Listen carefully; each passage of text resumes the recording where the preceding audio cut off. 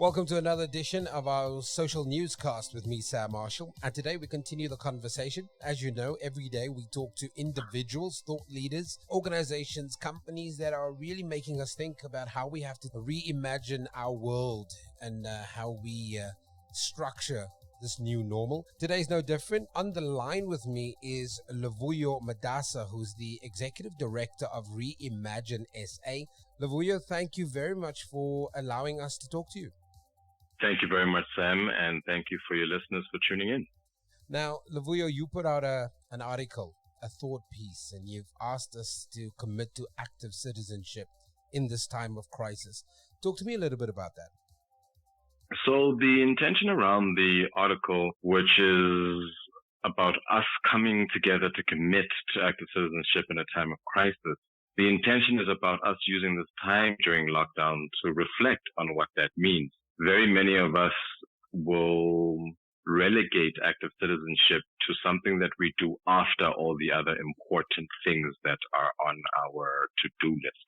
So there's work, there's family, there's personal health, there's all these other things that take priority in our day-to-day life. And active citizenship becomes something we do if we have time to do it. And I think the challenge to all of us as individuals is how can we integrate that into our day-to-day lives? So you're seeing a lot of people during the COVID-19 crisis essentially take cognizance of how, if you're able to social distance and if you're able to get resources for yourself, for your family, your loved one, what does it mean for those who don't have those resources, who don't have access to the amenities that we all have learned to take for granted, unfortunately, until this crisis has forced us to recognize that some of us are the haves and very many of us out there are the have-not. So the article is about requesting, in fact, challenging each of us to start thinking in our day-to-day lives, what can and should we be doing to make sure that the post-lockdown, post-COVID-19 South Africa, SADC, the continent, the world over, is intentional and deliberate about thinking about what it means to be a citizen of the world, a citizen of your community, and a citizen of your homes, and what it means to be intentional about the impact that you can make on other people's lives. I want to take one step back quickly. Obviously, I know what Reimagined South Africa is, but there might be an individual, I don't know, he or she might live under a rock. Very, very quickly, if you've never heard the word Reimagined South Africa or the name, what does the organization do? Reimagined SA is a public benefit organization that is intentional about facilitating meaningful connections and helping South Africans reimagine themselves, South Africa, their communities, and what we can and should be doing to make them better. So we do this through a number of different ways. We host workshops, and in fact, we've been doing some of those pre-lockdown, and we are about facilitating an understanding and an engagement with the principle of Ubuntu. How do you bring yourself, your humanity, to the way that you relate with your colleagues, the way that you relate to your family members, and the way that you will relate to your neighbors and communities by and large. And it's always about coming together to say, who am I? What do I bring to the table? And who is the next person and what they bring to the table? Recognizing that humanity and saying, well, the only way that I can do what is important at scale is being intentional about collaborating with that next person who's adding value to the common cause, which is this wonderful thing that we call democracy in South Africa, but are finding very difficult to make real for everyone who lives in South Africa. One of the things in your article that you ask us to consider or reflect upon is how to become part of the dialogue, especially with our diverse backgrounds. What are the rules of engagement when we want to be part of the dialogue, especially in the midst of COVID-19? What do we have to keep top of mind before we even engage with each other? That we see the world from different perspectives, I think, is a very important thing to keep top of mind.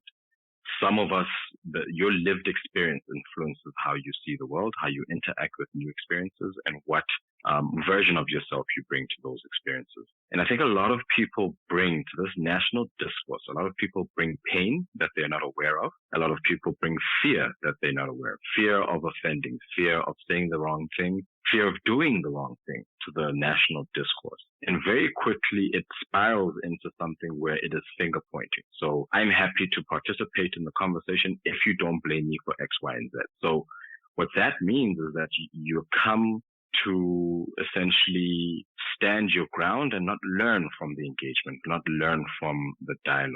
When in a lot of the workshops that we do, the masterclasses, some of them that we run at Henley Business School, when we engage with the people in their learning environment, you start seeing that even in a simple conversation, a definition of a word, the understanding of a word, the fact that we're having this interview in English, all these things play a very significant role in how messaging is sent out there, how people are receiving the messaging, and how whether or not that message, how it's put together and where it is put, makes people either feel included or excluded in the conversation.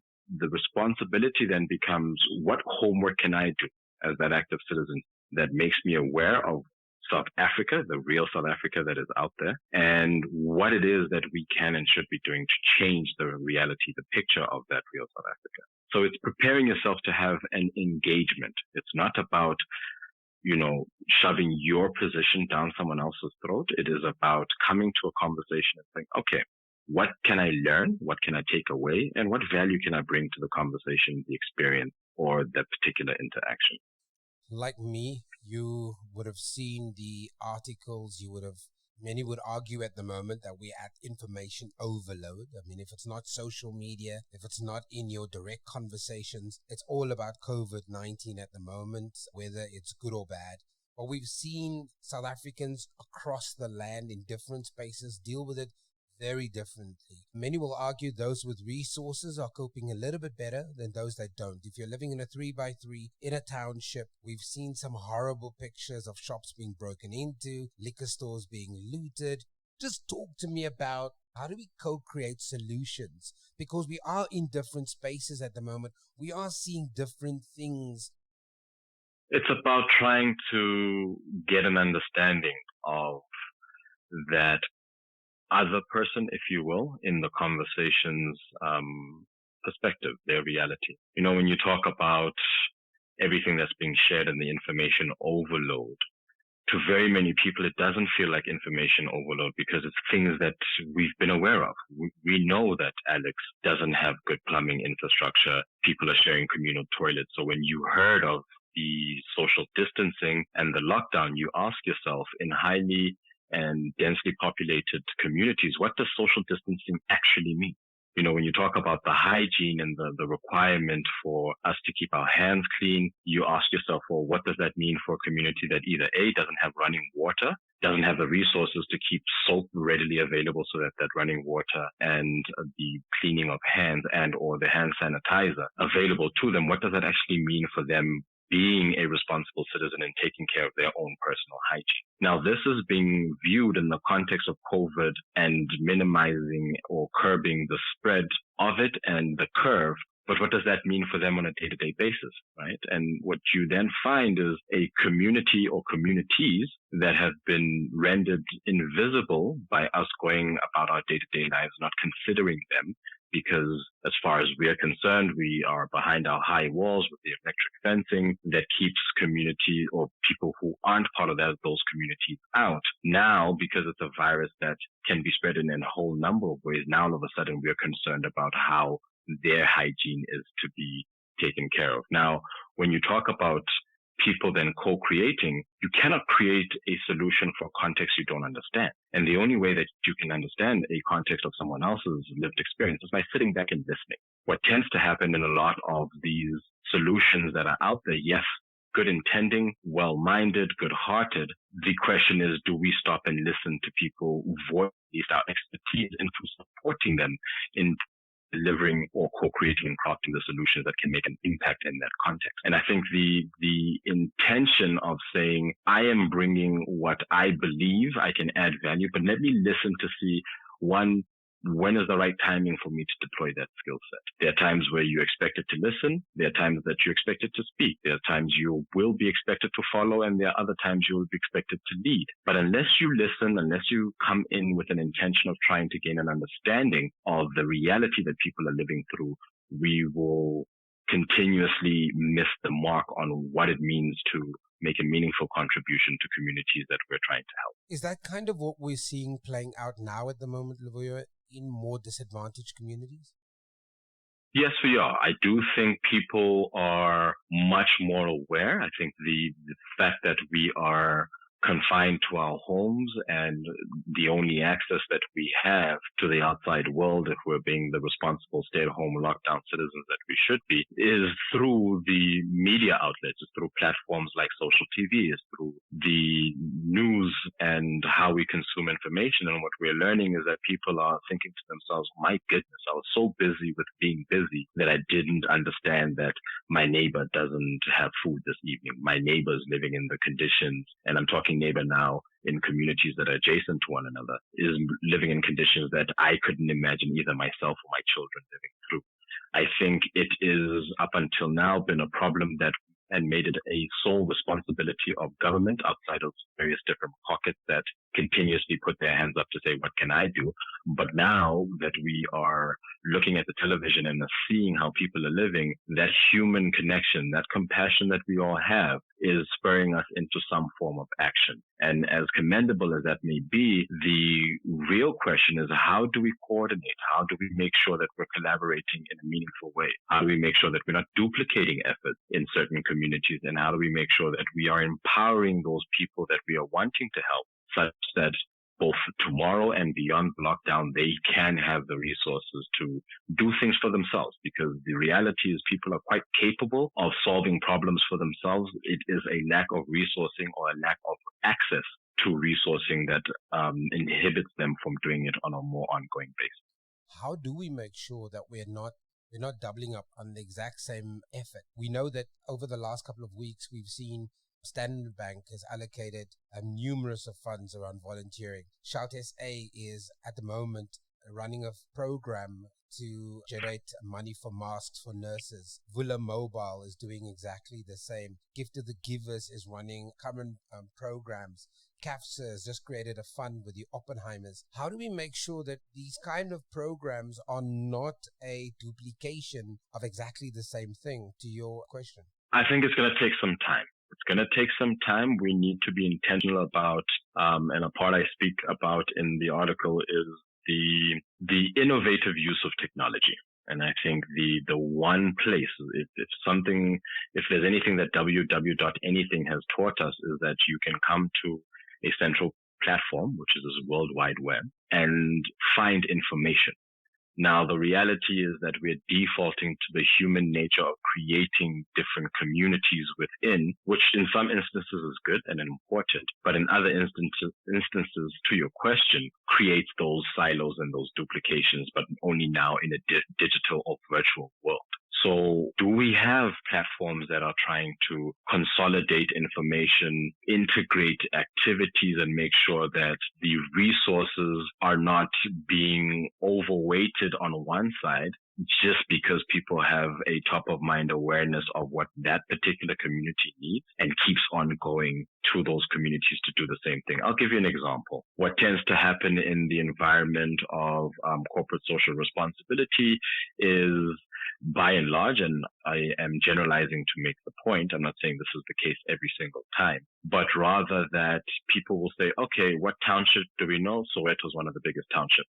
So everyone then floods to Soweto to do a variety of different things, unintentionally neglecting the lights of Oliver and Hotbosch, unintentionally neglecting the lights of Tembisa Katlehong, and other places that may need the same resources. And the same is, you can take that analogy and then spread it across the country by and large. People go to spaces that they are aware of, and I think it becomes the responsibilities of platforms like yours, institutions like ours, to identify, profile, and make easier access available to institutions that are doing the work on the ground and trying to help those that have the resources but don't know where to deploy them make sense of how to direct those resources. And over time, we will start creating somewhat of a collage of this activity and making sense of what the fuller picture looks like so that we can identify that, wait a second, we've overloaded this one organization, community, region, and what about this other region? And I think once we are able to create somewhat of a heat map of impact versus need, then we'll be able to better deploy the resources that are required for all those that are on the ground doing the work. Lavuyo, thank you. Final question.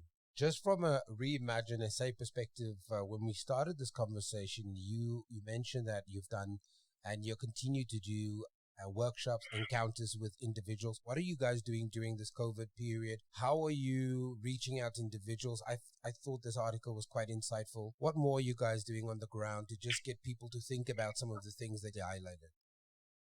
So we have been quite invested and doubling down on this very conversation and that question of how can we do more? How can we coordinate? And how can we spread the impact that this country needs? And without letting the cat out the bag, we are due to announce a platform that we have been working on that will essentially facilitate this very point. We are in the space of developing and essentially ironing out the kinks in that platform to make sure that when we do go public, it can handle the volume of people who we know have the need and others who we know are interested in making that impact. So it is also quite being deliberate in the space of finding a point of convergence between physical activity and interaction and how the technology that we have available to us can then bring scale and impact to the efforts that are on the ground. So it is something that we're working on. And unfortunately, this interview has come at a time that I can't speak quite openly about it. Okay. But we will be able to log onto your platform when this program will launch. We definitely will be making it open to the public. Right now, do engage with our platforms, our website, www.reimaginedsa.com, our LinkedIn, Twitter, and Instagram pages are Reimagine SA, and you'll be able to tune into those various platforms to keep abreast of our development leading up to that launch. Lavuyo Madasa, thank you very much for giving us your time. He's the Executive Director at Reimagined SA, and you can follow this conversation on our platform www.social-tv.co.za.